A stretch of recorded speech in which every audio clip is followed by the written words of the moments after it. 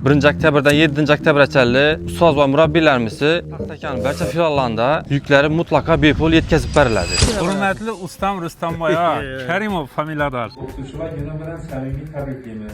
Shu ustasiliq aytgansiz.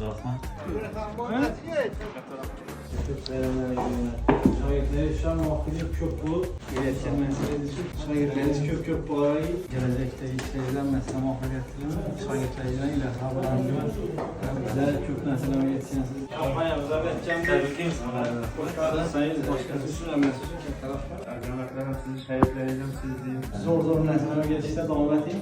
İşimizdə hayatlarımız qalırız. İlahilərin sağ olmasınlar. Şimdi ezazlar, hürmetler, gelgen gençler. Köpəytirib, gücləndirib, üzəriniz üstlərində işlər. Günün dağ dinklərində. Hər daim omad. Şu əzəmətdən kisəsinə bərəkət vergin. Mənəm sizning ustoz olub, şagirdlar chiqarib, o'ynab kelib, Xudoyim ishini padarkaga olib yurayman. Vaqtimiz sog' bo'lasiz, salomat bo'lasiz. Rahmat, ustoz.